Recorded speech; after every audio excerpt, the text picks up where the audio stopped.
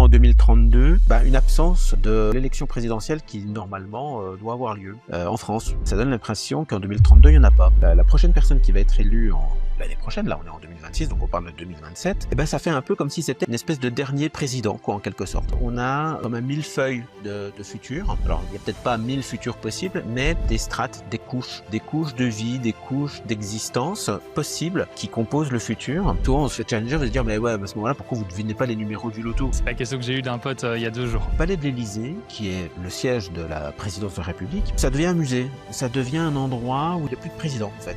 Au fond, finalement, nous ne sommes pas du tout limités comme on le croit ou comme on nous l'apprend. Nos limites, en fait, sont beaucoup plus grandes que ce qu'on croit.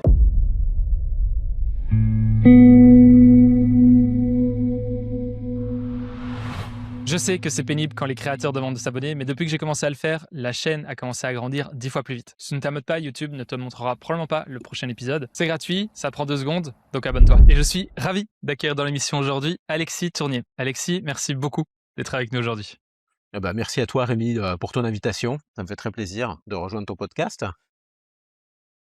Alors, ça te va, j'aime bien commencer simplement et te demander, alors tu étais voué à devenir ingénieur, des maths, de la physique, bref, la voie classique. Et je me demande qu'est-ce qui s'est passé il y a 20 ans pour que tu bascules vers la voyance et tout un tas d'autres mondes un peu moins classiques, on va dire. Un tout petit peu plus longtemps que ça, même c'est 25 ans, tu peux dire.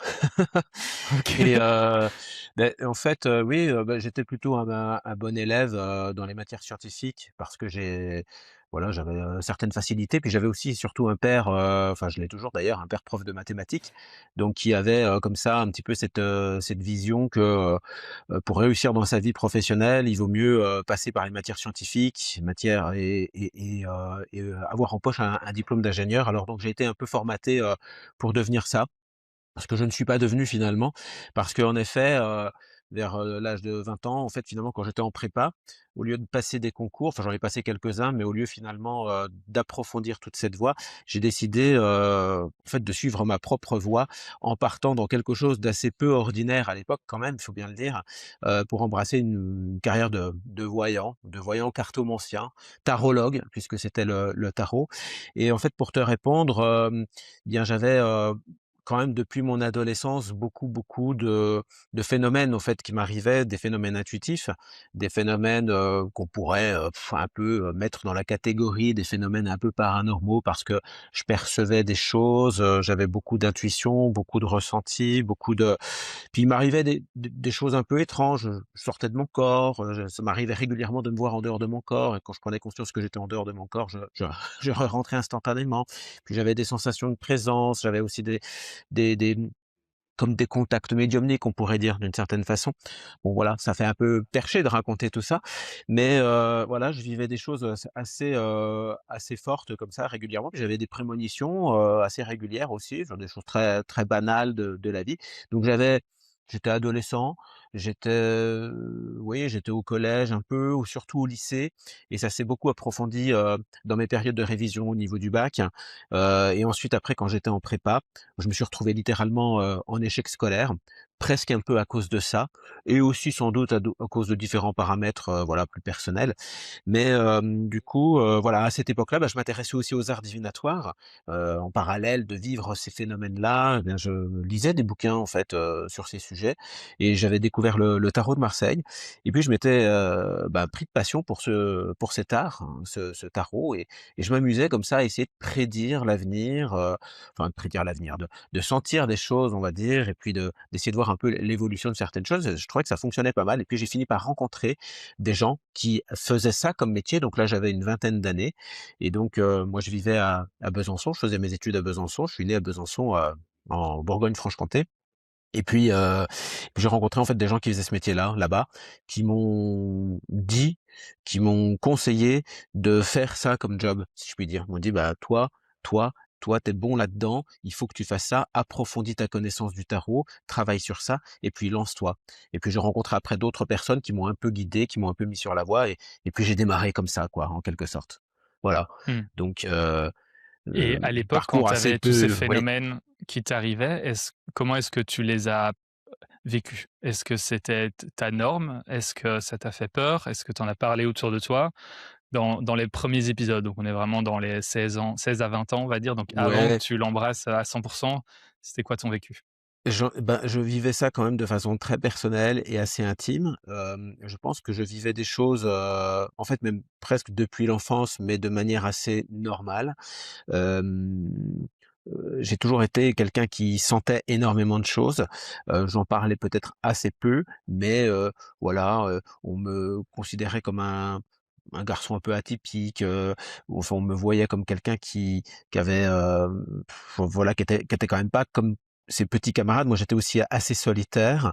Bon voilà et puis, à la fois ces phénomènes-là, j'ai quand même, vers 14-15 ans, en fait, j'étais, aussi très branché par, comment dirais-je? Une forme de spiritualité. Bah, j'avais une grand-mère qui était très pieuse, très religieuse, et donc je il y avait une porosité aussi entre ces phénomènes-là et puis finalement, par exemple, le fait d'aller à la messe, de se mettre à prier, j'ai fait mes communions et cetera, enfin plein de choses, qui sont voilà, au niveau religieux, qui m'ont beaucoup impacté et donc j'ai l'impression qu'il y a un peu, voilà, un mélange de ces phénomènes-là. Je sais pas si ça répond bien à ta question en fin de compte, mais comment je les vivais?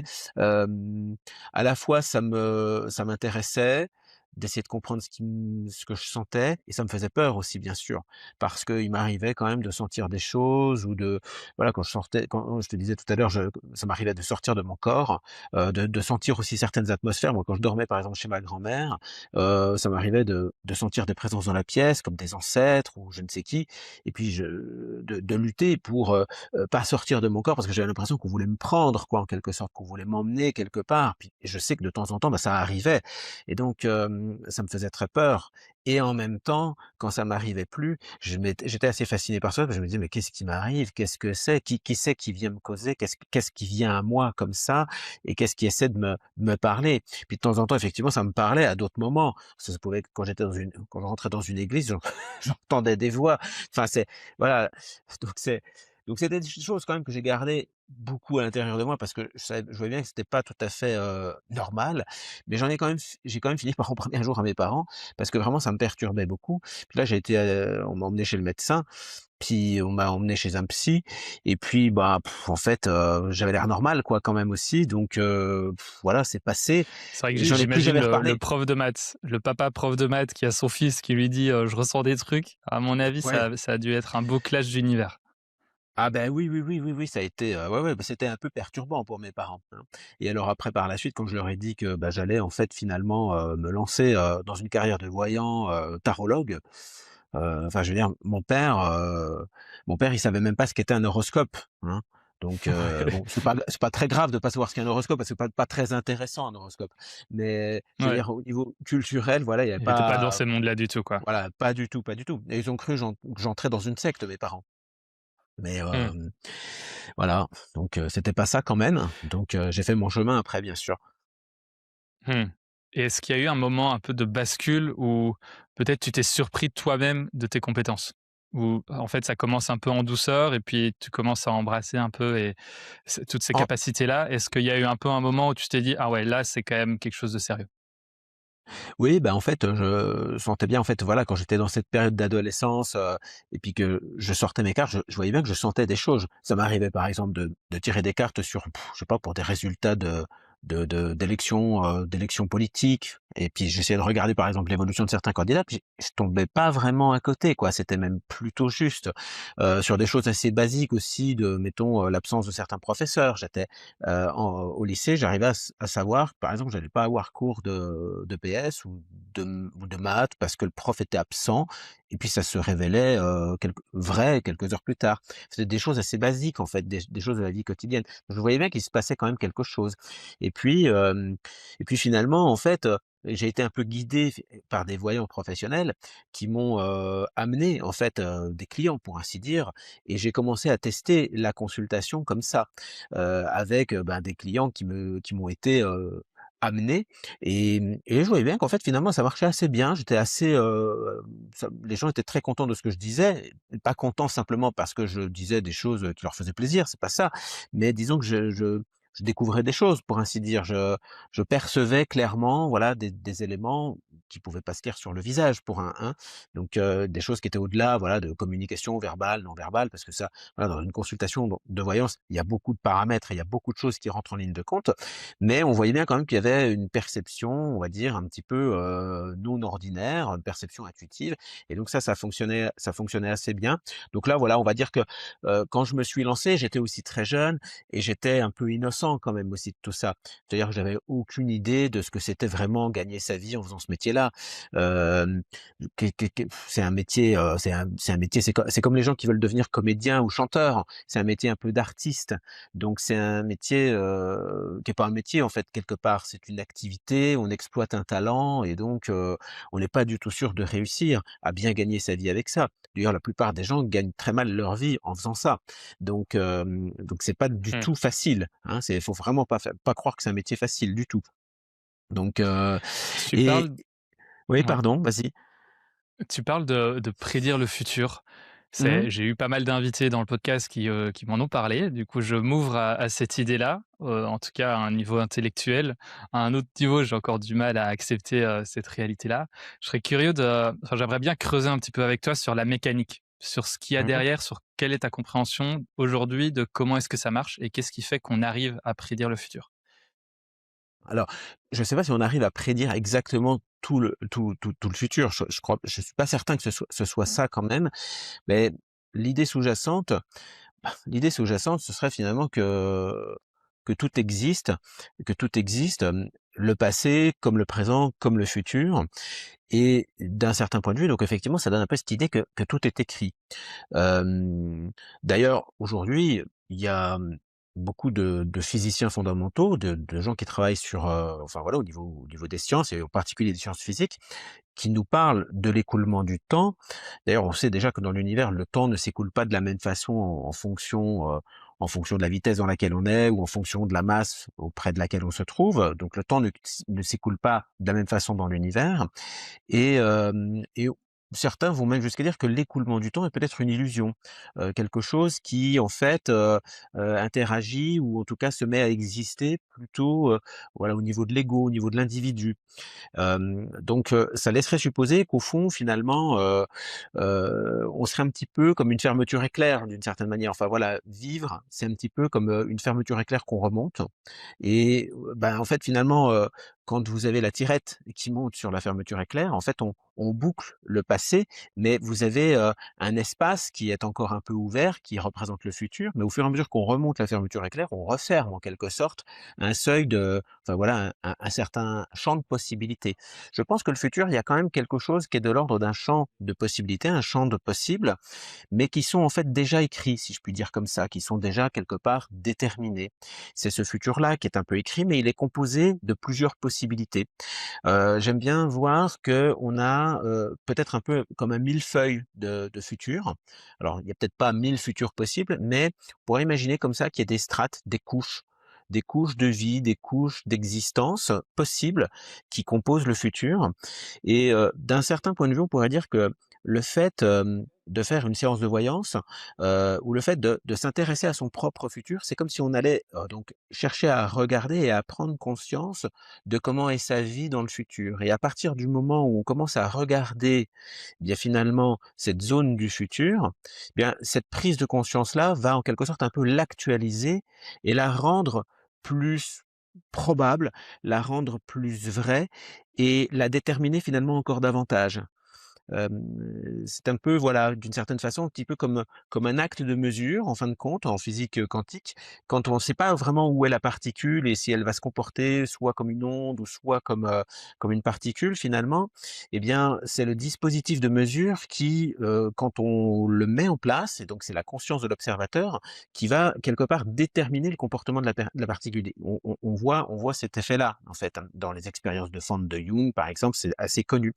Et d'une certaine façon, eh bien, il me semble que, une consultation ou simplement un acte divinatoire, eh bien, c'est une prise de conscience de son futur et donc c'est une prise de conscience d'un futur possible parmi d'autres et cet acte de mesure, en quelque sorte, cet acte de d'observation va, rendre finalement ce futur-là encore plus probable. C'est celui-ci qui va se Mmh. déterminer, en quelque sorte. Je sais pas si c'est très clair ce que je raconte? C'est un petit peu la C'est, vision, c'est c'est très très schématique. intéressant. C'est très intéressant et ça me parle pas mal. Hem et ça répond un petit peu indirectement à la question que moi je me posais dès qu'on m'a parlé de futur, c'est, cette question de destin et de libre arbitre et cet équilibre entre les 2. Et de ce que je comprends dans ce que tu partages, c'est que, en fait, c'est pas l'un ou l'autre, mais c'est peut-être l'un et l'autre, où en fait, c'est écrit dans le sens où il y a plein de lignes du temps possibles, Mmh. mais on garde le libre arbitre dans le sens où, dans l'instant présent, on va pouvoir déterminer quelle ligne du temps on va expérimenter, même s'il y Voilà. a des lignes du temps qui ont peut-être plus de chances de se passer que d'autres, parce qu'il y a du momentum, dans la manière dont l'énergie bouge. Il y a Philippe Guillemot qui est physicien et puis Romuald Le Terrier qui ont beaucoup réfléchi sur ces questions-là, notamment sur le voilà, sur le futur, sur le destin, le libre arbitre, enfin voilà, toutes ces questions qui sont assez fondamentales finalement qu'on se pose tous. Et puis j'aime beaucoup la métaphore de Philippe qui évoque en fait finalement qui fait un parallèle entre finalement la ligne de futur avec, mettons un chemin de randonnée. Admettons que vous faites une randonnée, pour aller en Italie, donc vous devez emprunter, un sentier pour aller en Italie et puis donc le moment présent, finalement quelque part c'est l'endroit où vos pieds se trouvent sur le sentier et donc devant vous et en fait vous avez plusieurs routes possibles pour vous rendre en Italie. Vous avez plusieurs sentiers, mais les sentiers ils existent déjà. Ils n'existent pas au fur et à mesure que vous avancez. Ils se mettent pas à exister au fur et à mesure que vous avancez. Simplement, effectivement, vos pieds qui avancent sur le chemin, en fait, c'est la flèche du temps, en fin de compte, finalement. C'est le temps qui avance, c'est le mouvement que l'on fait sur ce sentier qui nous fait avancer et on va se retrouver avec des choix, avec des embranchements, avec des bifurcations, parce que voilà, elles existent. Mais finalement, on va avoir quand même ce libre arbitre-là d'emprunter une route à droite, un chemin escarpé ou une vallée ou passer sur une ligne de crête. Donc on va avoir quand même un certain nombre de choix possibles, mais d'une certaine façon, finalement, toutes ces routes qui amènent en Italie, elles sont déjà là. Elles n'existent pas au fur et à mesure. Et de la même façon, le passé continue à exister. C'est-à-dire qu'en fait, finalement, c'est pas parce qu'on tourne le dos à la route qu'on vient de passer que la route n'existe plus. Donc il y a un peu cette idée, finalement, enfin ça, voilà, donc faut inviter, voilà, tous les auditeurs et les spectateurs à lire, Philippe Guillemot parce que j'emprunte cette métaphore à Philippe Guillemot, hein, donc faut quand même, rendre à César ce qui est à César. Mais effectivement, je trouve que c'est très juste et ça permet vraiment de visualiser cette vision des choses et la voyance finalement, quelque part, après si on raboute avec ça, la voyance, un phénomène de voyance dans le futur, c'est un petit peu comme si on allait, avec une part de conscience éclairer un bout de chemin possible finalement, parmi ces futurs-là. C'est un peu comme si on avait, avec un drone par exemple, allez, on va prendre un peu d'avance sur la route, puis on va aller regarder à quoi ressemble le sentier à 300 mètres. Et puis on voit que c'est comme ceci ou c'est comme cela et ça va nous rendre un tout petit peu plus conscients finalement, du chemin possible et le fait de prendre conscience que cette route elle est comme ça à cet endroit-là, ça agit aussi sur les choix qu'on va faire au moment présent. Donc Mmh. on va donc avancer d'une certaine façon, on peut avancer peut-être vers cette route-là ou pas. On peut peut-être prendre une autre route, un autre sentier. Enfin voilà, c'est, ça va être tout l'intérêt de ce que peut être une consultation. Mmh. Et comment est-ce que le destin rentre dans l'équation? Est-ce que tu crois au destin? Est-ce qu'il y a une composante de destin? Ou est-ce que c'est du 100% libre arbitre? Et comment est-ce que ça s'intègre dans cette, vision-là? Dans la métaphore en fait, de Philippe Guillemot, il y a cette idée que on fait un voyage pour aller en Italie. Donc on va traverser les Alpes, on va passer par voilà, on part d'un endroit, on est en France et on va de l'autre côté. Et donc il y a quand même cette idée qu'en fait, on va pas n'importe où, quoi. On va quelque part, on va en Italie, là, en l'occurrence dans cette métaphore. Et je crois qu'il y a quand même une part comme ça. C'est-à-dire que, est-ce qu'on peut appeler ça destin? Est-ce qu'on peut appeler ça, j'en sais rien, moi certains, métaphoriquement vont peut-être appeler ça une mission de vie, je sais pas, il y a plein de vocabulaires qui peuvent exister pour définir un petit peu cette idée.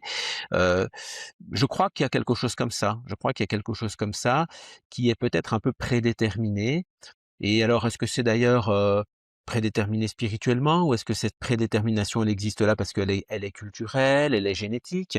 Le fait d'être né en France dans un corps d'homme, à telle époque va quand même aussi prédéterminer, tout un tas de choses. Donc il y a des raisons, voilà, il y a des raisons, biologiques et des raisons sociales. Il y a une prédétermination qui déjà, comme ça, de base, existe. Donc, mais est-ce qu'on a une prédétermination spirituelle par ailleurs? Alors, là, c'est là qu'on rentre dans de la croyance, en fait. Chacun fait chacun va avoir sa propre conviction, sa propre foi, en fait, parce qu'on est dans cet ordre-là. Alors moi, je crois que oui. Donc, moi, je crois, par exemple, que j'étais un peu prédéterminé pour avoir un métier de relation et un peu d'accompagnement et je le sentais dès que j'étais enfant. Par exemple, quand j'étais enfant, je savais que j'allais, vers 5 ou 6 ans, je savais déjà que je serais une sorte de médecin, que je recevrais des gens pour des consultations et heu et que je ferais, quelque chose, avec une sorte d'enseignement. Puis je savais aussi, alors un peu plus tard, que, j'aurais un peu ma propre activité, que je serais une sorte de chef d'entreprise pour ainsi dire et ce qui est le cas puisque on est travailleur indépendant quand on fait ce métier-là, pour d'une certaine manière. Donc voilà, donc ça c'était alors est-ce que je le sentais? Est-ce que c'est difficile, c'est un peu comme le fait la poule tout ça finalement. Est-ce que je me suis dit ça quand j'étais enfant et donc du coup j'ai provoqué, ce chemin-là? Ou alors est-ce que ce chemin-là était déjà écrit et je le pressentais finalement en tant qu'enfant? Et puis finalement j'ai suivi un peu cette ligne. Alors tout ça en fait c'est des questionnements, c'est difficile à détricoter en fait. Je sais pas si on a Mmh. beaucoup de c'est pas évident quand même. Mmh. Tu parles de futur et de prédiction du futur. Pour l'instant, on a parlé de l'individu. Est-ce que tu crois que cet exercice peut se faire aussi au niveau d'un collectif? Et est-ce que c'est plus simple au niveau d'un collectif parce qu'il y a un peu la loi des grands nombres qui fait que la tendance est peut-être, la moyenne de tous les individus? Ou en fait, il y a tout autant de variables au niveau du collectif et c'est tout autant difficile d'évaluer un futur d'un collectif?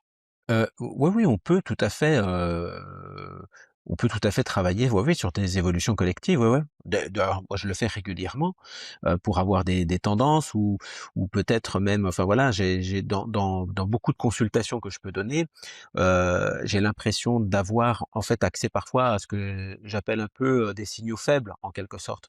Les signaux faibles, c'est un petit peu, voilà, des tendances de fond qui existent au-delà de l'individu, hein. Par exemple, dans les années 2010, on voyait beaucoup de gens qui, dans leurs évolutions professionnelles, seraient, amenés à travailler de chez eux ou à développer des activités, où en fait finalement, ils seraient très, très indépendants et autonomes et sans avoir sans avoir l'obligation d'aller à un poste de travail quelque part et on voyait ça. Moi, j'ai beaucoup vu des trucs comme ça dans les années 2010-2015 et puis, bah, finalement, il y a le télétravail qui s'est beaucoup développé avec le Covid à partir de 2020. Donc ça, c'était une tendance de fond qu'on voyait arriver, mais on en prend conscience évidemment quand on a du feedback un peu plus tard, mais on est capable effectivement comme ça de voir émerger, voilà des tendances de fond. Alors ça, c'est des choses qui seraient plutôt, on va dire, ce que je disais à l'instant, un peu comme des signaux faibles de consultation en consultation. On se dit: «Ah tiens, il y a une tendance, on dirait, qui est un peu présente et voilà».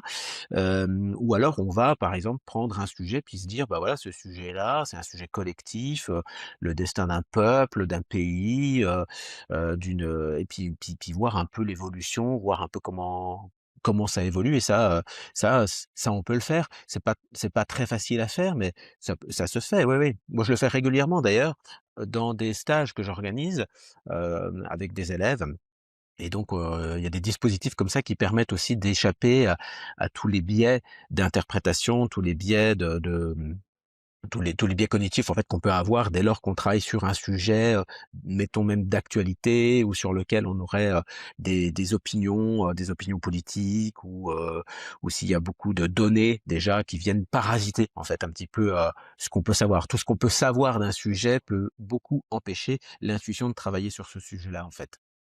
Mmh. C'est le mental qui vient un peu court-circuiter l'info, intuitive qui arrive. Voilà, c'est ça et puis puis il y a toutes les croyances, qu'on a à l'avance sur un sujet, voilà, si je veux faire par exemple, si je veux essayer de voir l'évolution d'un dirigeant politique que je déteste, bah, je vais être biaisé parce que justement je le déteste. Donc Donc l'intuition que j'aurai sur l'intuition qui peut être parfaitement juste, peut être complètement, tordue et réinterprétée par, ce que je crois et ce que je voudrais à propos, de l'évolution de cette personne. Donc Mmh. c'est souvent très compliqué.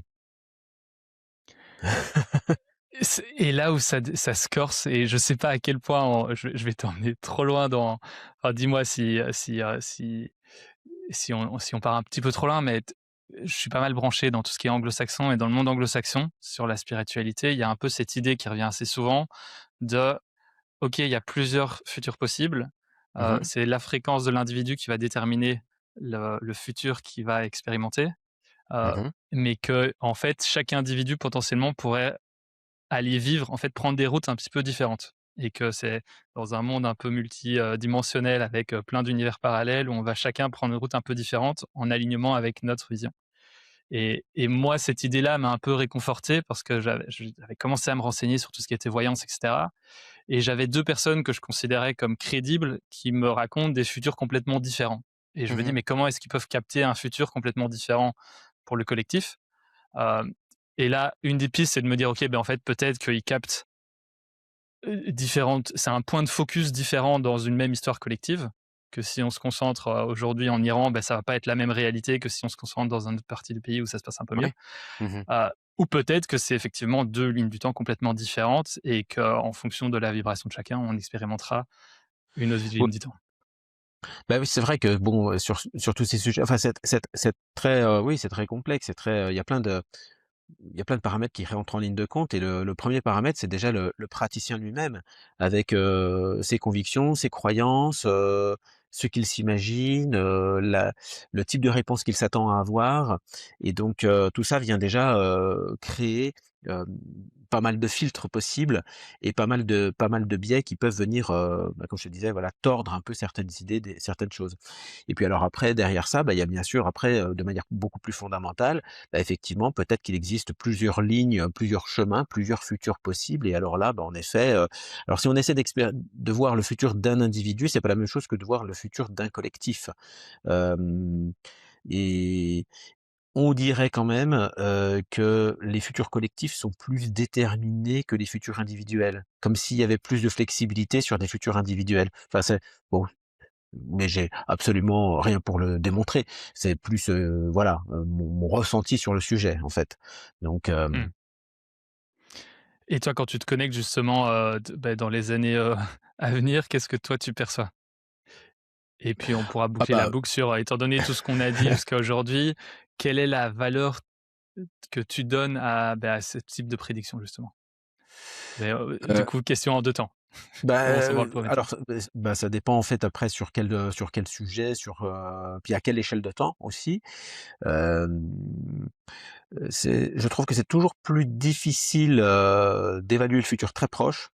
C'est un peu con parce que évidemment, quand on est pris par l'actualité, on aimerait bien voir comment les choses elles vont évoluer, de ces dans ces, voilà, rapidement dans les mois qui viennent et je trouve qu'en fait les voyants sont pas très, très bons, pour parler du futur proche et sur des sujets d'actualité. Donc, parce que pour toutes les raisons que j'ai expliquées déjà, parce on est biaisé par tout ce qu'on croit, toutes les convictions qu'on peut avoir et Mmh. cetera. Donc c'est pour une des raisons pour lesquelles il y a beaucoup, beaucoup d'erreurs et beaucoup de choses qui sont pas vraiment justes, bon. Néanmoins, voilà, il y a quand même des tendances qui sortent. Alors c'est sur des moi personnellement, j'ai des échelles de temps qui sont un petit peu plus longues. Alors il y a quand même enfin, si on s'intéresse, je sais pas moi, par exemple à différents sujets, on voit par exemple que, j'en avais déjà parlé d'ailleurs entre parenthèses dans différents podcasts, me semble-t-il, puis j'en parle régulièrement aussi. C'est cette idée que, on dirait en 2032, bah, une absence de l'élection présidentielle qui normalement, doit avoir lieu, en France. On parle de ça, de la France. Il y en a une l'année prochaine, bien sûr et puis, bah, ça donne l'impression qu'en 2032, il y en a pas. Alors il y en a pas, je sais pas si c'est absolument qu'il y en a pas, ou si c'est parce qu'il y en a une, mais c'est pas un président de la République et donc ce serait un autre type de dirigeant qu'on élirait et donc ce serait une élection quand même, mais d'autre chose, ou alors c'est que l'élection présidentielle, elle est décalée dans le temps. Soit elle a lieu avant, soit elle a lieu après. Mais en tout cas, on a l'impression qu'en 2032, ça se passe pas. comme si elle avait disparu. Bon, alors voilà, donc ça c'est intuitivement un peu la chose qui est ressortie en fait, déjà depuis longtemps en fait. Moi, c'était avant la réélection de Macron que j'avais cette vision-là. Donc donc ça donnait l'impression que, bah, la prochaine personne qui va être élue l'année prochaine, là on est en 2026, donc on parle de 2027, et ben ça fait un peu comme si c'était un dernier dirigeant, une espèce de dernier président quoi, en quelque sorte. Alors est-ce que ça veut dire qu'il y a des grosses après on peut interpréter cette information, on peut se dire: «Bah, alors est-ce que ça veut dire qu'il y a, un changement constitutionnel, qui fait que tout d'un coup, bah, je sais pas, c'est plus tout à fait un président, mais ça devient autre chose?» On sait pas trop, bon voilà.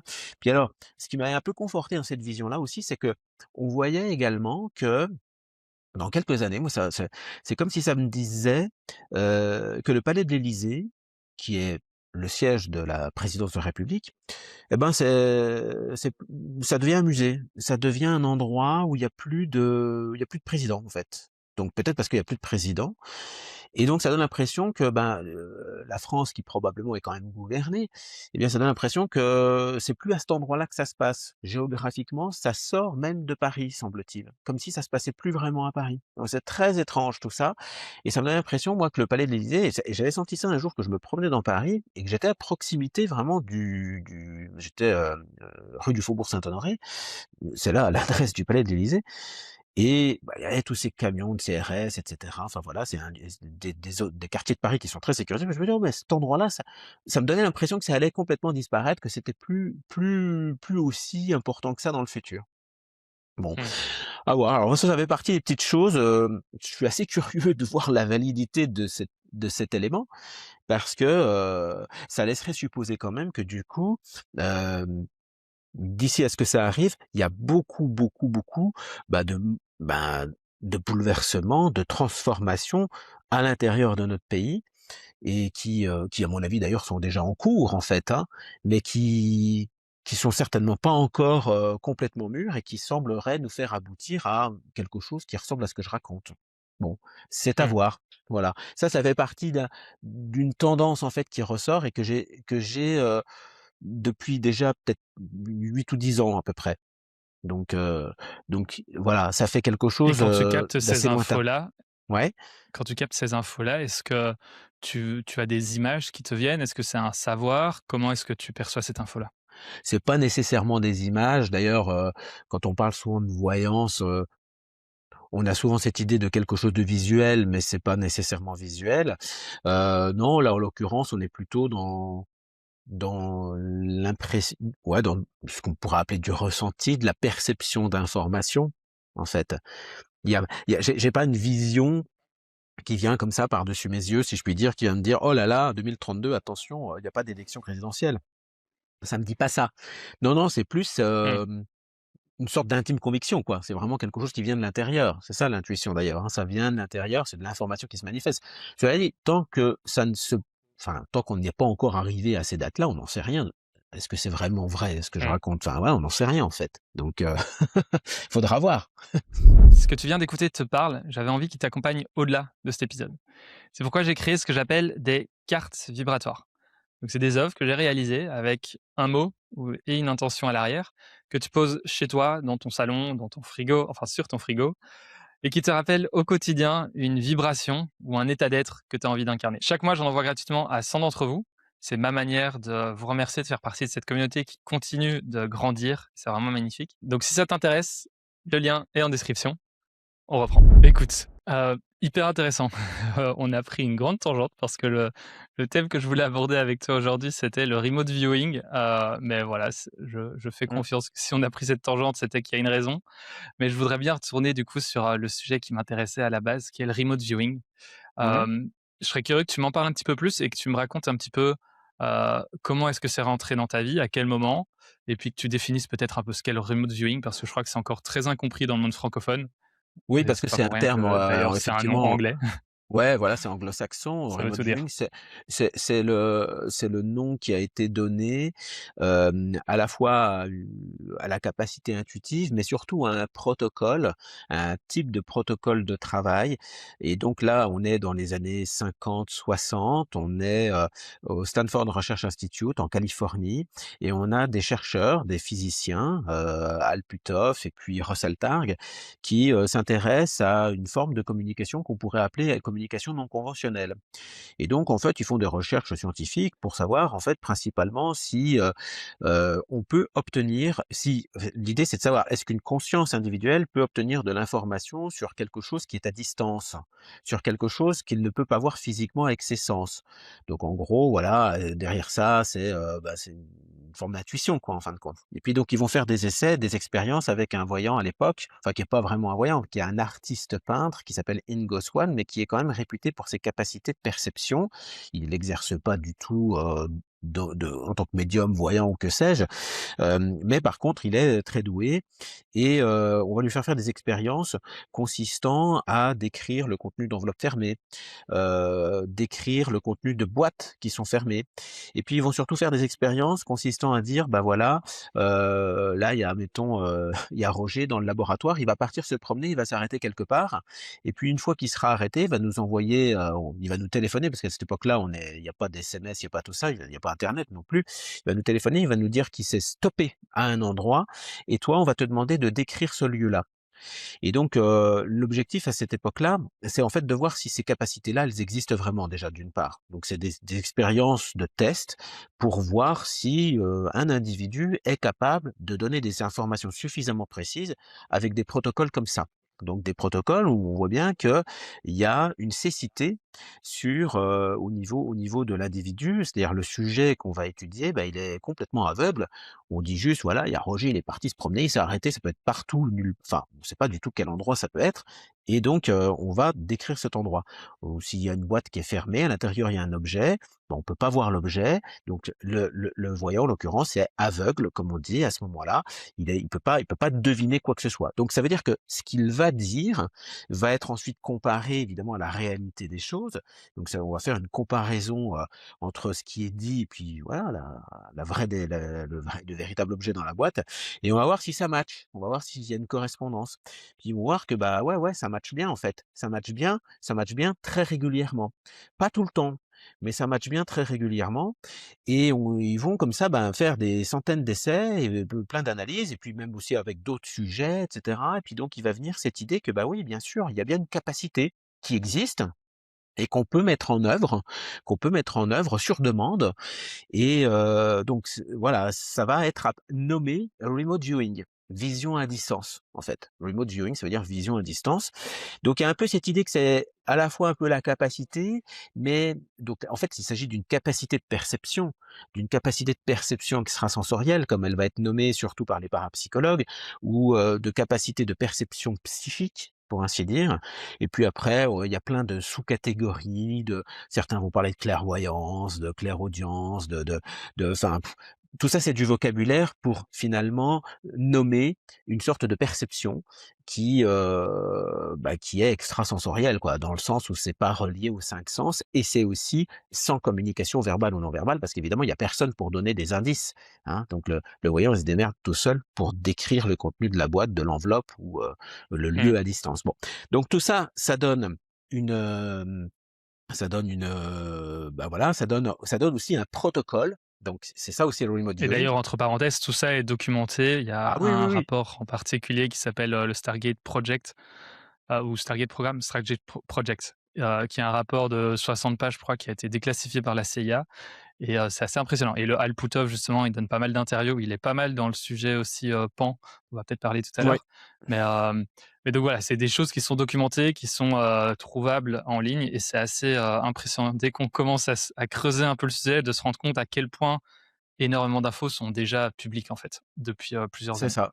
Mais du coup, vas-y, Et le re et le reprends. remote et le remote viewing, donc du coup, c'est aussi un protocole de travail parce que donc ces chercheurs qui ont observé ces voyants quand ils étaient en train de faire, bah, finalement ces expériences, eh bien, ils sont en quelque sorte un petit peu comme, analyser le processus et déconstruit le processus. C'est un petit peu comme quand on fait de la rétro-ingénierie, c'est-à-dire qu'on regarde, ah ben OK, pour, pour arriver à faire leur travail, ils ont commencé en faisant ça, puis après ils ont fait ça, puis après ils ont fait ça, puis après ils ont fait ça, puis ça les a amenés à ce résultat-là. Donc, ils se sont rendus compte qu'il y avait en quelque sorte un peu comme des étapes à suivre et puis, que c'était un peu toujours les mêmes et puis ils se sont rendus compte que, bah, finalement, si on suit ce protocole-là et si on agit d'une certaine façon et cetera, eh bien, ça facilite les choses et ça fait que à la fin, eh bien, on obtient un résultat, on obtient en tout cas un résultat d'expérience qui est, beaucoup plus intéressant que si on fait, un peu n'importe comment quoi, en quelque sorte. Donc il vient se dégager une sorte de méthode et c'est ça qui a été la richesse de toutes les recherches finalement sur le remote viewing. Ça a donné finalement un programme d'entraînement en fin de compte et c'est ça effectivement qui est devenu ensuite un programme, à la fois de recherche et puis un programme qui a été financé par différents organismes financeurs aux États-Unis parce qu'évidemment ça a intéressé l'armée, ça a intéressé différents organes aux États-Unis qui ont voulu, utiliser en fait finalement cette capacité-là en disant: «Bah, voilà, nous on fait du renseignement, on veut utiliser ça dans le cadre, dans le cadre militaire et donc bah, voilà, il y a un programme militaire qui existe, qui a consisté à entraîner, eh bien, des militaires à cette méthode-là. On a pris des gens qui étaient quand même qui avaient, semble-t-il, quand même des facilités. Ils ont donc du coup, bah, suivi un entraînement et puis, c'est connu effectivement ce programme-là, il est connu, il a eu différents noms, mais un des derniers noms qui est le plus connu, c'est Stargate, que ce que tu disais à l'instant et ça a duré 23 ans. Puis c'est parce que ça voilà, tous les ans, il y avait, un comment dirais-je? Un vote au Congrès américain pour, allouer un certain budget et donc ce budget était remis en question tous les ans, mais comme ça coûtait pas très, très cher, enfin ça coûtait cher, mais c'est pas très cher au regard de plein d'autres budgets, donc c'est quelque chose qui a été, soutenu et maintenu pendant 23 ans et ça a été déclassifié quand le programme de recherche s'est arrêté. Aujourd'hui, on pense quand Et même pour qu'il y toi, a c'est un quelque chose qui est exclusivement américain ou d'autres pays, l'URSS ou la France, ont fait des recherches un peu similaires? alors, non, non, il y a eu des recherches en URSS à l'époque, hein, on était dans un contexte de guerre froide et d'ailleurs si le programme militaire a existé aux États-Unis, c'est aussi parce qu'il y avait cette idée qui était peut-être pas tout à fait vraie à ce moment-là, mais il y avait cette idée, cette rumeur en quelque sorte que l'URSS menait ses propres expériences de leur côté. Donc et il y a eu des expériences, il y a eu des recherches, mais enfin l'URSS c'est beaucoup plus, voilà, c'est beaucoup plus, comment dirais-je? Voilà, difficile à percer et je suis pas certain qu'il y ait beaucoup de choses déclassifiées sur le sujet. Aujourd'hui, on sait qu'il y a Mmh. des recherches qui sont faites en Chine, il y a probablement des choses qui sont faites en Russie, il y a des choses qui sont probablement faites aussi, aux États-Unis et puis, en Europe, il y a des gens qui sont intéressés par tous ces sujets-là. Oui, oui, ça c'est sûr. À nouveau, j'aimerais bien soulever un peu le capot et essayer de comprendre la mécanique derrière ce phénomène. C'est quelle est pour toi la caractéristique de la réalité qui ferait que ce type de phénomène soit possible? Bah, il faut, à ce moment-là alors c'est drôle parce que ça rejoint un peu, toutes sortes d'idées qui sont enfin pas mal d'idées qui sont aujourd'hui, très proches je trouve de ce que on voit émerger au niveau de la physique fondamentale. On voit qu'il y a une parenté entre, d'un côté en fait un peu les neurosciences, la physique fondamentale, les gens qui s'intéressent à ce qu'est la conscience en fait. Quand on parle de la conscience, hem, heu, la conscience c'est un peu comme si c'était le nom moderne finalement de ce qu'on appelait autrefois l'esprit heu ou l'âme un peu, d'une certaine manière. Parce qu'aujourd'hui se posent beaucoup de questions et de plus en plus de chercheurs maintenant voilà, mènent des recherches en fait sur la nature de la conscience. D'ailleurs on sait pas vraiment où elle est et aujourd'hui on a 2 comment dirais-je? 2 visions en fait grosso modo. La vision, on va dire, purement, mécanique, on pourrait dire un peu, technique, matérialiste, voilà, plutôt c'est le nom que je cherchais, avec cette idée qu'en fait la conscience elle émerge du cerveau. Elle émerge parce que nous sommes faits d'une forme de complexité, parce que nous avons, je sais pas combien de connexions, neuronales, dans le cerveau, mais aussi ailleurs dans le corps. On sait maintenant aussi qu'on a des neurones à d'autres d'autres endroits et donc qu'on pense, voilà, ça c'est la vision matérialiste, que la conscience est l'émergence de cette complexité humaine. Voilà et que donc elle est là. Ce qui voudrait dire que, bah, quand le corps meurt, la conscience disparaît et puis, tout est terminé. Et donc ça vient heurter ça, cette vision-là, elle se heurte quand même et bien finalement, à toutes les expériences, qu'on voit émerger, enfin qu'on voit émerger, qui existent et qui sont aujourd'hui extrêmement rapportées. Les principales expériences, on peut parler des expériences de mort imminente, où il semble bien que la conscience continue à exister, qu'une partie de la conscience existe, à la fois dans ce type d'expérience-là, mais aussi dans plein d'autres expériences, des expériences de transe et puis tous les phénomènes naturellement qui peuvent être mis aujourd'hui dans ce qu'on appelle les expériences exceptionnelles, donc les phénomènes de perception à distance, forme de voyance, le phénomène de pressentiment, de prémonition, enfin voilà, le fait d'avoir accès à un moment donné à des informations qui normalement seraient totalement inaccessibles, bah, tout ça, ça vient dire qu'il y a une partie de l'homme, une partie de l'humain qui est pas complètement bloqué ou pas entièrement limité par son corps. Donc c'est probablement donc sa conscience. Donc ça vient dire donc ça c'est une vision on va dire plus spiritualiste qui s'oppose un peu à la vision matérialiste, qui vient dire que la conscience elle est à la fois dans le corps et elle est peut-être une forme d'émergence de la complexité du cerveau on va dire, mais elle est probablement aussi cette conscience quelque chose qui dépasse le corps et qui fait partie de quelque chose de plus grand que lui et peut-être que c'est même relié à quelque chose d'encore plus grand qui serait finalement une sorte de conscience collective, une sorte de conscience globale et c'est assez intéressant parce que justement quand on voit, bah, justement les expérienceurs de mort imminente, les gens qui ont vécu des transes chamaniques notamment, enfin voilà, et puis pas mal d'expériences comme ça sur, qui amènent à des états modifiés. Bah, finalement, on a un peu tous cette vision-là de, bah, d'une conscience individuelle qui se relie en fait, qui se relie et qui fait partie de quelque chose de plus grand, qui fait partie d'un tout. Voilà. Alors peut-être que dans les anciennes traditions, on appelait ça Dieu, on appelait ça le cosmos, on appelait ça l'univers, voilà. Si on est sur une vision un peu laïque de tout ça, heu et peut-être même presque un peu scientifique, j'ai envie de dire, bah, peut-être qu'on est dans un voilà, dans une conscience, globale. D'ailleurs, finalement, Carl Gustav Jung, au début du XXe siècle, parlait d'inconscient collectif. Il y a cette idée, à cet endroit-là, ben, que finalement nous partageons tous en tant qu'individu, eh bien quelque chose de collectif, de quelque chose de profondément humain. Sauf que c'est peut-être pas limité à l'humain. Ça peut être, l'ensemble de la nature, l'ensemble de la planète, l'ensemble de ce qui est vivant finalement, l'ensemble du vivant. Donc et donc moi j'ai un peu cette idée que, bah, cette conscience individuelle, finalement chaque conscience individuelle est reliée à toutes les autres par le biais de cette conscience globale. Alors ça fait un peu, c'est un peu difficile de se représenter ça, hein, donc on voit pas, ça paraît pas tangible, mais bon, voilà, peut-être qu'aujourd'hui, voilà, je pense qu'on est vraiment aux frontières de la science, hein, quand on essaie de voir tout ça.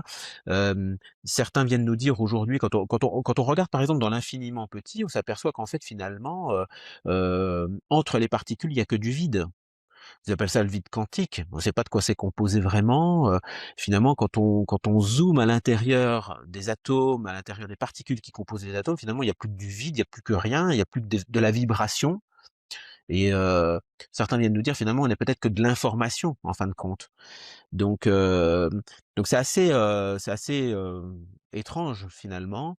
Donc alors c'est Mmh. vrai que comme j'ai fait beaucoup de sciences quand j'étais, bah, plus jeune, quand j'étais dans mes études, ça m'a toujours assez intéressé, voilà, qu'est-ce que scientifiquement on peut en dire de tout ça? C'est aussi une des raisons pour laquelle je me suis intéressé au remote viewing quand j'avais 25-26 ans, parce que j'étais dans un souci à ce moment-là, d'essayer de prouver en quelque sorte, je voulais me prouver à moi-même que je voyais vraiment quelque chose.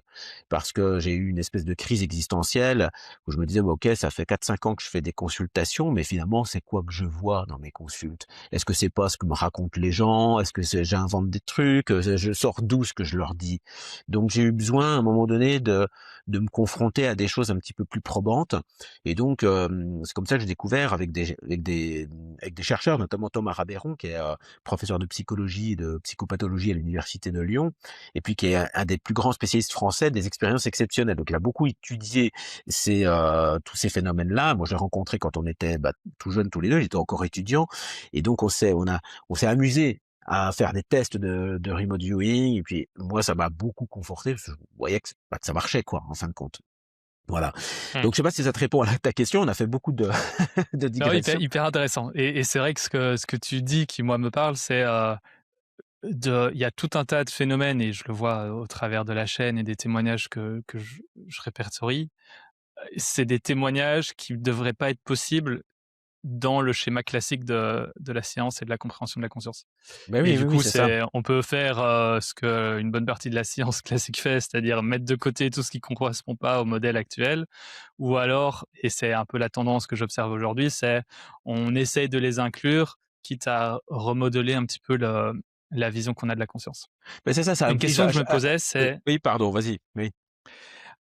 c'est quoi la limite de ce que tu es capable de percevoir en remote viewing?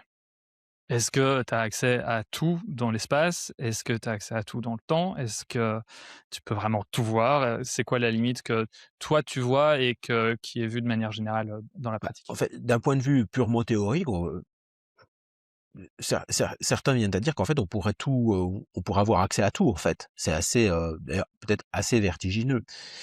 Mais en vrai, c'est pas comme ça que ça fonctionne parce qu'on est plein de limites, on est plein de biais et donc en fait, les limites qu'on va avoir, déjà, c'est les limites, faites par les croyances qu'on va se mettre à soi-même. C'est-à-dire que si je crois moi-même que je suis pas capable, que je peux pas, mettons, percevoir le contenu d'une enveloppe fermée, bah, en fait, ce sera juste impossible de le faire. Hem Donc déjà, on va dire, quelque part, un peu le mindset, si je puis dire, l'état de ce que l'on croit va déjà filtrer énormément, énormément les choses.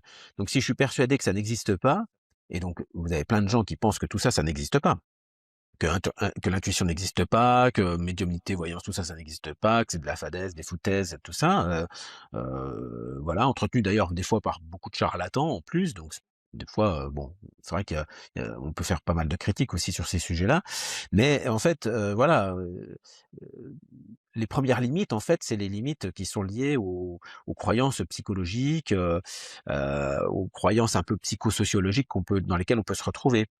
Et donc, on voit même aussi, par exemple, que les contextes dans lesquels on fait certaines expériences vont participer à la réussite de l'expérience. Si, par exemple, je fais une expérience avec, des chercheurs qui sont persuadés que ça ne marche pas, et ben, ça va agir, hein. C'est un effet qui est très connu en parapsychologie, c'est-à-dire que si vous faites une expérience et vous êtes persuadé que l'expérience va rater ou qu'elle ne marche pas, ben, en fait, elle ne marche pas. C'est assez étrange, hein. Donc il y a un effet expérimentateur en quelque sorte. Voilà, si vous mettez des expérimentateurs qui sont persuadés que ça fonctionne et qui veulent avoir des bons résultats, et ben ça va faciliter. Donc on voit qu'il y a plein de paramètres, qui rentrent en ligne de compte. Évidemment, l'état de forme du praticien, du sujet, tout ça, ça joue. En fait, on est sur, l'utilisation d'un talent, d'une capacité. Donc on peut être extrêmement pointu, fulgurant et extrêmement précis sur certaines informations à un moment donné et puis, bizarrement, quelque part ne plus rien percevoir, 5 minutes plus tard ou rester un peu vague et je trouve qu'en fin de compte, ça ressemble beaucoup à ce qu'on voit, dans le sport quelque part. Dans le sport, bah, vous avez des sportifs très doués, prenez n'importe quel ballon d'or, tous les ans au football, bah, il y a d'excellents buteurs qui sont nommés ballon d'or. Bah, ça leur arrive régulièrement de pas mettre de but, des fois de tout un match, voire de passer à Mmh. côté de plusieurs matchs à la suite, qui pose problème. Enfin, je veux dire, voilà, prenez n'importe quel joueur de tennis, tu prends Nadal, tu prends Federer, bah, il doit bien faire des doubles fautes de temps en temps. Donc, c'est voilà, on est dans quelque chose qui est quand même, bah, qui est pas du tout mécanique en fait. C'est profondément Mmh. humain et et voilà. Mais quelque part, on pourrait dire, on pourrait tout voir. Alors souvent on se fait challenger, on va se dire: «Mais ouais, mais à ce moment-là, pourquoi vous devinez pas les numéros du loto?» C'est évident. Mais en fait, C'est la question que j'ai eue d'un pote, il y a 2 jours, qui m'a bah dit: «Mais oui, pourquoi bien il sûr, devine pas le numéro d'un loto ou le mais numéro parce d'un que compte en banque?» c'est en fait très, très compliqué. Parce qu'en fait, on est complètement biaisé. Déjà, enfin, percevoir directement des chiffres, c'est pas comme ça que ça fonctionne en fin de compte, hein. C'est ça aussi, c'est que l'information intuitive, quand elle arrive de manière très fragmentaire. Elle arrive de manière, un peu comme en pièces détachées, c'est-à-dire c'est des pièces d'un puzzle qui est pas construit et on ne sait pas trop dans quel ordre vont les pièces. Alors avant d'arriver à avoir l'ordre précis de 6 numéros, franchement ça va être très, très complexe. Donc c'est pas infaisable en Est-ce que fait. pour toi, c'est un peu relié à cette idée que de cerveau gauche et cerveau droit et que c'est une partie du cerveau qui est la partie intuitive qui se connecte pour avoir accès à cette info et que justement la partie un peu analytique et littérale qui a la fonction du langage et des chiffres est désactivée quand on accède à ces infos? Alors oui, voilà, c'est un peu schématique, mais effectivement, ça va fonctionner comme ça. Et en effet, on va avoir de la perception, qui est fragmentaire et on va avoir une interprétation de l'autre côté, qui va chercher à donner du sens et à ce qui a été perçu. Et en fait, il y a rien de plus difficile que de percevoir des chiffres et des lettres. Donc percevoir ça de manière directe. Parce que c'est très analytique et ça ne c'est beaucoup plus facile de percevoir, par exemple, à la rigueur, on pourrait dire la couleur de la boule qui va être tirée au sort, que le chiffre qu'elle porte, dessus. Donc Mmh, si s'il fallait percevoir pas des pratique. bah, non, c'est pas très Pas de pratique. chance. Voilà. Une des questions que je me posais, c'est est-ce que tu as déjà perçu des choses qui ont profondément changé ta compréhension de la réalité? Que ça soit on a parlé, du sujet, Pan, on a parlé de, structure de la réalité, on a parlé de, ébranlement des systèmes, peut-être situation actuelle des systèmes. Voilà. Moi, en fait, non, je dirais que j'ai l'impression quand même de vivre avec ça, moi, depuis quand même assez longtemps. Et j'ai pas l'impression. Enfin, pour moi, ma réalité, c'est ça, en fait. Elle est, enfin, je sais pas, je suis pas sûr d'avoir compris Ou ta question, peut-être, Rémi, je suis des désolé. aspects qui sont ou est-ce que tu as déjà perçu des choses qui peut-être toi t'ont pas étonné, mais qui étonneraient la plupart des gens qui nous regardent, qui ont une vue et une compréhension assez, traditionnelle et classique de la réalité? Bon, on a déjà, pas mal exploré et discuté de plein de sujets qui sortent déjà un peu de la compréhension collective, hem, mais voilà, peut-être des éléments, plus spécifiques qui te font dire, ben, en fait, la réalité est peut-être un petit peu différente que celle, qui est perçue et comprise par la plupart des gens dans la société aujourd'hui.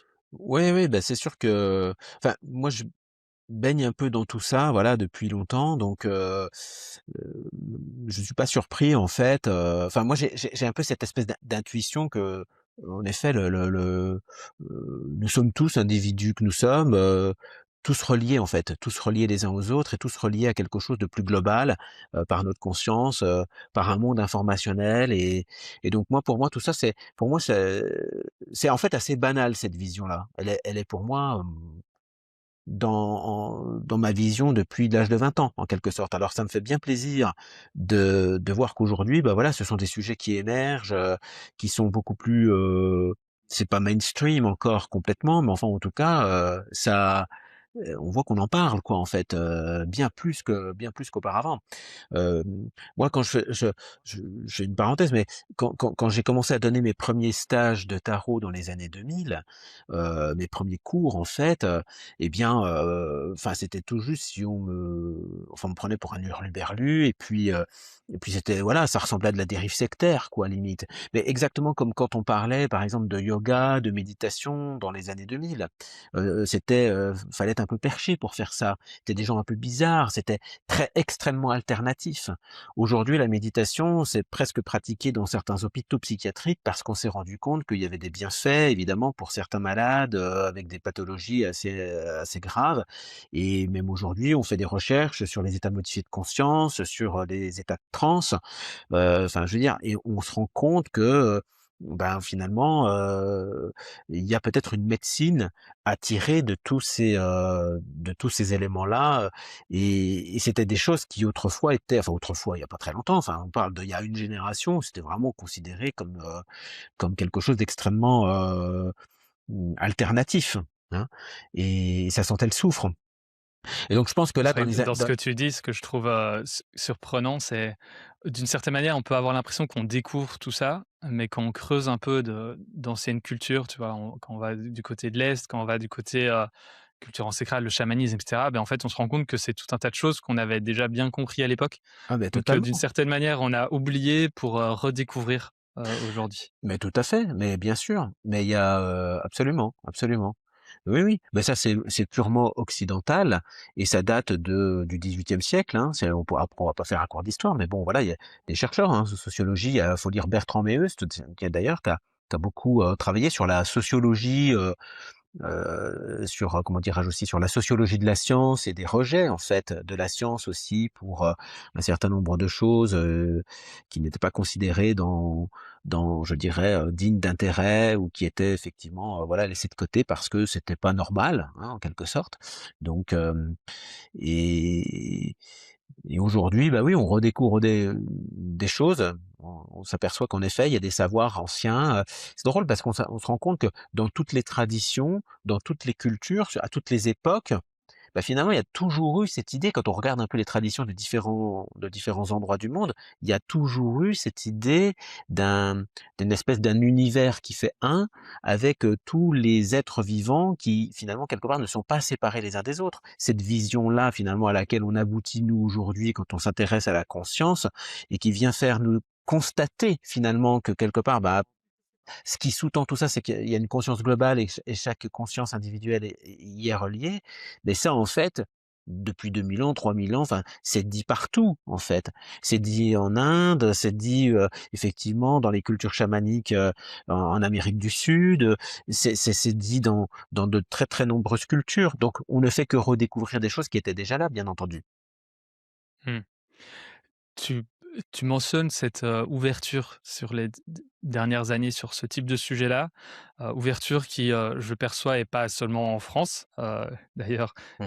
j'ai toujours été un peu plus branché dans le monde anglo-saxon et je trouve que la France, on commence à bien avancer sur ces sujets, mais il y a encore tout un tas de sujets, dans la canalisation et cetera, où on est encore un peu en arrière par rapport à au débat qu'on peut voir, dans le monde, dans le reste du monde. Est-ce que donc toi, tu vois aussi un peu cette ouverture? Est-ce que pour toi, c'est lié à une tendance de fond où, il y a effectivement quelque chose qui est en train de se passer collectivement, qui fait qu'on on s'ouvre un petit peu à toutes ces sujets-là?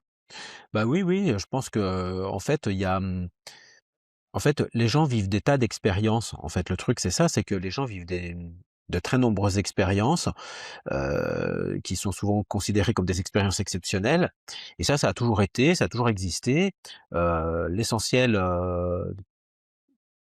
L'essentiel de ces expériences-là, voilà, elles ont toujours été vécues, mais elles étaient tabous et je crois qu'en fait les tabous se lèvent tout simplement. On pourrait voir un peu comme un espèce de coming out, moi j'aime bien appeler ça comme ça, c'est qu'en fait les gens ils commencent à parler, en fait ils osent parler de ça. Mais les gens osent parler de ce qui est intime parce que c'est intime, on n'en parle pas, on a peur de se faire juger, mais c'est la même chose avec, peut-être la comparaison elle est un peu osée, mais avec le mouvement MeToo. Ou avec toutes les violences faites aux femmes, toutes les violences faites aux enfants aussi. Aujourd'hui, voilà, tout le monde parle. Enfin, tout le monde parle. On parle bien plus. Donc la parole, elle est délivrée en quelque sorte et y compris pour ces phénomènes-là dont qu'on taisait, parce qu'on voulait pas juger, parce que, et donc, bah, je pense qu'en fait, on est dans un mouvement de fond, en effet, mais qui est peut-être bien plus large que simplement sur ces expériences-là et qui est peut-être pas que spirituel au sens large. Enfin, encore que finalement, après tout, peut-être que c'est quelque chose de global et je pense qu'il y a en effet, un élan majeur. Les réseaux sociaux, ils y sont aussi pour quelque chose parce que maintenant, il est très facile d'avoir un écho aussi, la parole, elle va résonner partout, elle va être relayée, donc d'autres vont prendre la parole, donc je pense que voilà, il y a aussi tout ça, c'est que, quelque part, on voit que d'un point de vue même technique, technologique, ben, finalement, on dit la conscience nous relie tous les uns les autres, mais la technologie aussi nous relie les uns les autres puisque la technologie, c'est internet, c'est les réseaux sociaux, c'est toute cette émergence-là, c'est maintenant l'intelligence artificielle aussi quelque part qui vient, presque un peu comme simuler dans le physique, dans le monde réel, finalement, ce que nous sommes sur un plan peut-être plus, psychique et spirituel, quoi. Donc on voit Mmh. hein, quelque chose comme ça. Donc je pense il y a oui, une ouverture de conscience qui se fait bien sûr parce que les paroles se libèrent de tous les côtés et c'est une bonne chose. Quand tu dis les paroles se et je te rejoins sur la question, technologique, après il y a toujours la question de, c'est quoi la l'œuf et la poule, de est-ce que c'est l'évolution des consciences qui fait que des technologies puissent émerger ou est-ce que c'est les technologies qui font que la conscience, évolue? Mais c'est sûr que ce qu'on voit, c'est une espèce de décentralisation des médias qui fait que, bah, ce type d'information peut ressortir plus facilement. Mmh mh. Ça pousse un peu la question et je veux pas, te pousser dans des théories du complot non plus, mais une des questions que je me pose, c'est comment est-ce que quelque chose d'aussi gros a pu être aussi tabou? Et surtout, quand on part du principe que ça n'a pas toujours été le cas. Donc c'est devenu tabou, heu, est-ce que pour toi, il y a quelque chose, de plus coordonné que ce qu'on pourrait penser sans forcément tomber dans, ces 4 personnes, méchantes qui se sont dit: «On Mmh. va tous, leur jouer ce tour-là». Est-ce que tu crois qu'on est quelque chose de plus coordonné ou est-ce que c'est juste une dérive de la philosophie un peu matérialiste dans laquelle on se trouvait? Bah, je pense que c'est ça, je vois plus ça comme ça, en fait. Je pense que c'est, il y a Heu, c'est comme si voilà, au XVIIIe siècle, s'est imposé en fait des normes, des idées, et comme s'il y avait eu une bonne science et une mauvaise science. Donc je pense que c'est plutôt, les mentalités en fait, les mentalités collectives et alors, je pense pas qu'il y avait des chefs d'orchestre, de tout ça, mais enfin bon quand même, il y a pu avoir des époques où ils se Après, quand on disent voit la chasse aux sorcières, ça ressemble quand même à un mouvement centralisé pour, oui, oui. Non mais un c'est sûr que peu, il y a bah, il y a il y a cacher tous ces sujets-là qui pourraient peut-être remettre en question l'ordre établi oui, mais ce que et je veux toutes dire, c'est les que idées c'est pas qui l'œuvre d'une s'établissent. seule personne, bien sûr. Mais Ouais. c'est quand même en effet, il y a toujours eu des gens, toutes les époques, qui, ont cherché à dire, ce qu'il fallait penser, quoi. Donc ça c'est bien, ça c'est pas bien. Je Mais ça, est-ce que c'est pas le fonctionnement de toute société, en fait? Est-ce que c'est pas à un moment donné, toute société organisée, ben, à un moment donné, voilà, on va considérer que ça c'est acceptable, ça ne l'est pas. On fait des lois en disant ça c'est bien, ça c'est pas bien, et puis les choses elles évoluent au fil du temps, au fil des siècles, en fonction de ce qu'on découvre, en fonction des philosophes, en fonction de voilà, d'énormément de paramètres. Et et aujourd'hui, en fait, pourquoi on en parle? Bah, déjà parce que, ben, voilà, il y a une caisse de résonance, on vient de le dire, parce que, bah, c'est plus facile de communiquer, de partager des expériences. Puis on s'aperçoit, en fait, que les gens, bah, voilà, les gens y parlent, puis ils vivent des expériences. En fait, les expériences, alors les expériences de mort imminente aussi, c'est des expériences très intéressantes, mais c'est vrai qu'on en vit plus depuis 1950-1960 parce qu'on sait réanimer les gens. Donc autrefois, il y en avait déjà, mais il y en avait beaucoup moins et puis c'était certainement pas des témoignages, comme maintenant. Mais aujourd'hui, on a des gens qui se réveillent du coma, on a des gens qui se font opérer, il y a des gens qui vivent des choses, voilà, qui sont médicalement, complètement, enfin qui sont, très structurés médicalement et donc les témoignages, c'est d'excellents témoignages. Écoute, on va progressivement, clôturer cette interview. J'aimerais peut-être que tu nous laisses avec peut-être une pensée ou un message que tu aimerais laisser avec le collectif, qui ferait la conclusion de tout ce dont on a discuté aujourd'hui. Bah, moi, j'aime bien, cette idée que, au fond, finalement, nous ne sommes pas du tout limités comme on le croit ou comme on nous l'apprend et je crois que, voilà, chaque personne a beaucoup plus de capacités qu'on nos limites, en fait, sont beaucoup plus grandes que ce qu'on croit. Et donc je trouve que très intéressant et j'invite, bah, voilà, chaque personne à faire des petits tests, à s'amuser avec, son intuition, par exemple, pour essayer de sentir, bah, sentir à l'avance des choses, pour essayer de prévoir, d'essayer simplement d'être à l'écoute plus de son intériorité. Je trouve qu'il y a des choses intéressantes de ce côté-là, donc voilà, c'est peut-être à méditer ça, voilà. Donc cette idée que, on est beaucoup moins limité qu'on le croit. Mais pour tout, hein, en Mmh. fait. Donc Parce que ça, c'est une des questions que j'ai pas posées. Pour toi, c'est une des capacités que n'importe qui peut développer? C'est pas, ah c'est oui, oui. quelques élus qui Ah pas sont du nés tout. avec ce don? Oui, non, non, la capacité intuitive, d'ailleurs, on est sorti de cette idée que c'est un don. On a des gens qui sont peut-être plus doués que d'autres en fonction de leur vécu, en fonction de leur propre croyance, enfin de leur propre filtre. Mais, il y a toutes les expériences scientifiques sur, le pressentiment viennent montrer que, bah, en fait, c'est présent dans la nature humaine, en fait. Donc, tout individu a une capacité à percevoir, à un moment donné, dans son corps. C'est présent en lui. Donc, il y a pas mal de recherches quand même qui ont été faites là-dessus, notamment sur le pressentiment. C'est des recherches assez solides, qui datent, de 1995, jusqu'à, assez récemment, hein. Faut regarder les recherches de Dick Bierman de, mmh Dean Radin qui ont beaucoup travaillé sur ça et bah, en fait, on voit qu'il y a pas des gens doués et des gens pas doués. On voit que, c'est présent, c'est tout, voilà. Donc et Mmh. ça, c'est sur des recherches assez fondamentales sur le pressentiment, donc la capacité à percevoir à l'avance, quelque chose qui est émotionnellement impactant, par exemple.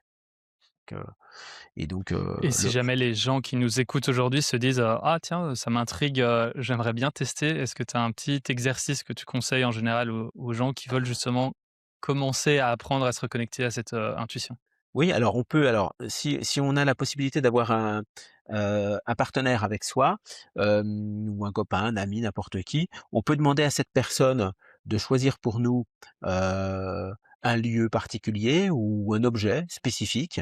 Ça peut être un objet dans la pièce, un objet dans la maison ou un objet, qu'on pourrait simplement, prendre en photo, en tirant une photo sur internet par exemple, même aussi, donc ça peut être un objet tout à fait insolite et puis alors évidemment, cette personne, ben, le sélectionne, peut l'imprimer si elle veut, mais en tout cas va fortement y penser, mettre le nom du lieu ou de l'objet, écrire le nom sur un papier pour que ce soit fixé et puis, ben, finalement on pourrait s'amuser à l'exercice serait de chercher à décrire décrire ce dont il s'agit. Alors le but, c'est ça qui est retors, c'est qu'il faut pas chercher à trouver ce que c'est. Il faut pas chercher à trouver de quel objet il s'agit. Il faut pas chercher à trouver, de quel lieu il s'agit, mais il s'agit de décrire, cet objet ou de décrire ce lieu, en suivant que ses sensations, en exprimant ses sensations, ses ressentis, sur l'objet ou sur le lieu, bon voilà et de noter tout ça, de noter et sans chercher à analyser. C'est pas facile à faire. C'est ça en fait qui est très, retors, c'est que souvent en fait on croit qu'il faut trouver, on veut trouver, notre ego veut trouver en fait, hein. Notre ego veut deviner, trouver ce que c'est, on croit que l'intuition ça fonctionne comme ça. On croit que la voyance c'est voir directement. En fait c'est pas ça du tout. C'est, des bribes d'informations qui se manifestent de manière tout à fait fragmentaire, parcellaire, sans ordre spécifique avec d'abord des informations qui vont être, très basiques avant d'être un peu plus conceptuelles, plus abstraites, hein. Donc, Mmh. donc s'il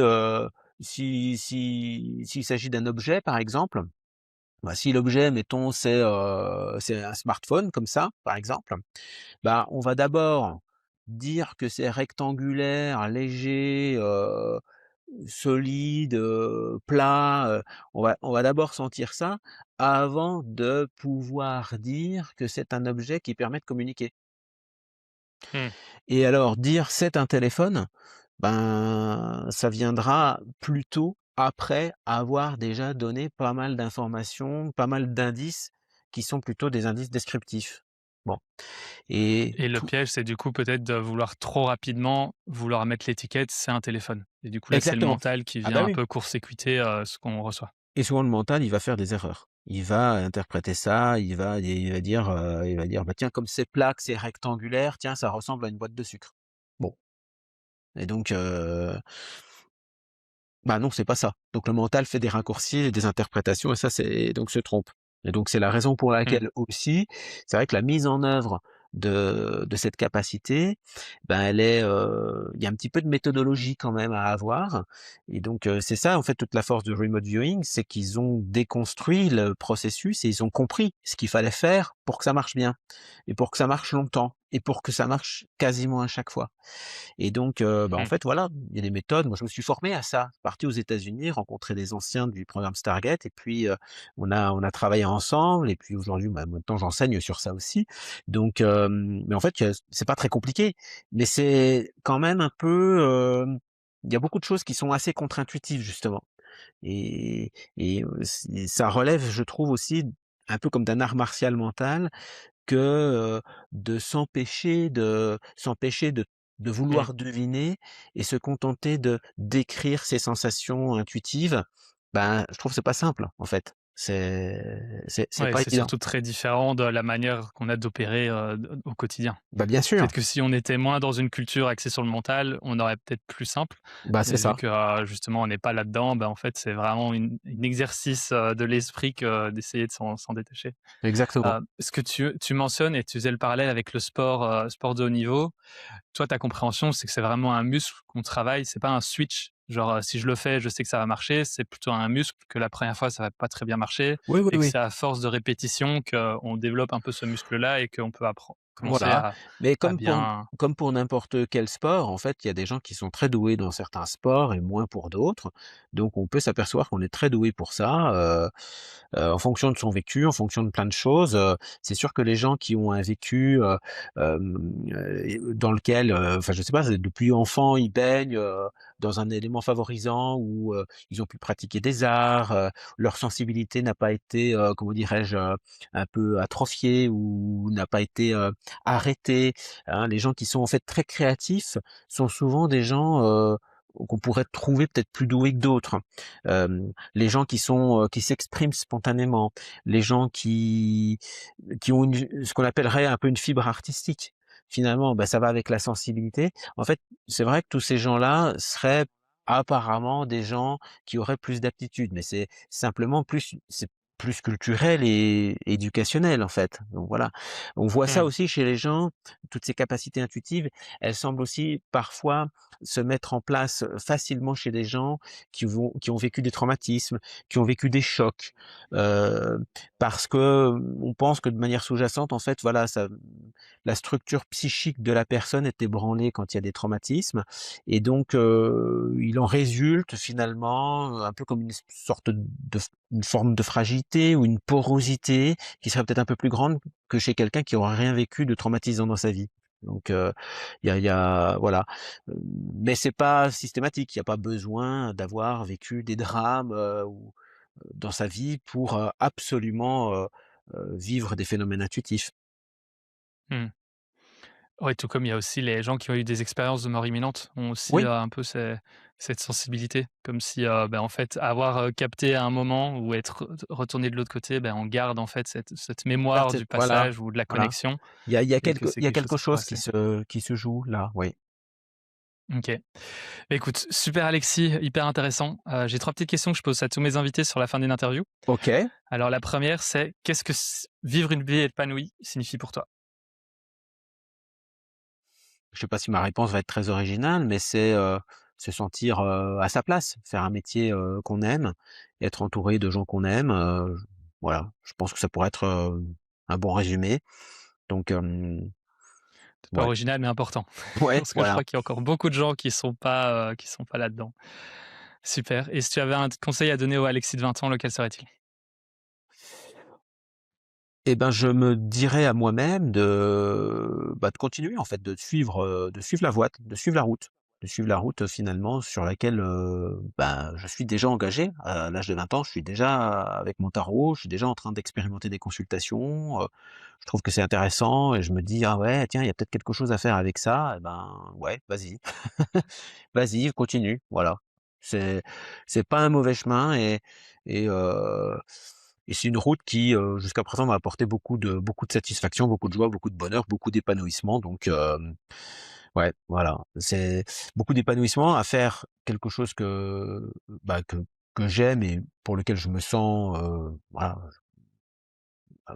je peux pas dire doué, mais en tout cas, voilà, c'est un truc, je suis à l'aise là-dedans et puis je trouve aussi que ce job, à la fois, les consultations, toutes les rencontres que j'ai pu faire, mais aussi les formations que j'ai pu donner, ça m'a amené à rencontrer énormément de gens et ça a énormément contribué, je trouve aussi à mon propre développement personnel. Parce que j'ai rencontré des tonnes de gens dans des tas de situations, hein, les gens qui rencontrent des voyants, tu vois? On n'a pas dit grand chose là-dessus, mais c'est un sujet aussi.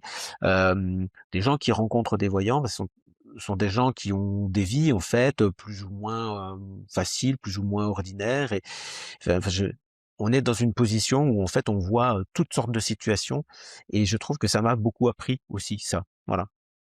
Bon, c'est Mmh. comme tous les métiers de relations, hein, toutes les relations, voilà, le médecin, les gens qui voient du monde, les thérapeutes, quels qu'ils soient, finalement on est en contact avec, une certaine population et je trouve que ça m'a beaucoup, beaucoup apporté, ça m'a énormément fait mûrir. Donc ça, c'est Mmh. aussi pour ça que je me conseillerais à moi-même, à mon moi-même de 20 ans, De de continuer. continuer cette route. Super. Et enfin, où est-ce que les gens peuvent en apprendre plus sur, le travail que tu fais, entrer en contact avec toi ou explorer davantage justement tous les sujets dont on a exploré aujourd'hui Bah, on a parlé aujourd'hui? ils peuvent regarder le centre de formation que j'ai, monté. Il y a 2 centres de formation, il y a clevao.com, ça peut c'est le nom du site internet, Clevao Formation, et sinon il y a Iris École de l'intuition, où on peut me retrouver aussi, un organisme que j'ai cofondé avec, un ami, chercheur, Alexis Champion, en 2007, donc ça commence à dater un petit peu aussi, et donc bah, voilà, on tape Iris Intuition ou, Iris-IC, Intuition Consulting à l'époque, c'était ça, .com. Voilà, ce sera, Super. Bah, écoute, je mettrai les liens dans la description comme à chaque fois. Alexis, merci beaucoup, merci à toi d'avoir Rémi. été avec nous aujourd'hui et d'avoir partagé tout ce que tu as partagé. On a exploré plein de sujets, on a été dans le fond, on a pu explorer les sujets, mécaniques et cetera. C'était vraiment passionnant. Merci beaucoup. Eh ben, merci à toi. À bientôt. Bonne soirée. Ciao. Je suis Rémi, vous regardez Point Zéro et je vous retrouve au prochain épisode. Ciao. Merci de faire partie de l'aventure. Et si tu sens que quelque chose bouge en toi en ce moment, j'ai créé le Diagnostic Point Zéro.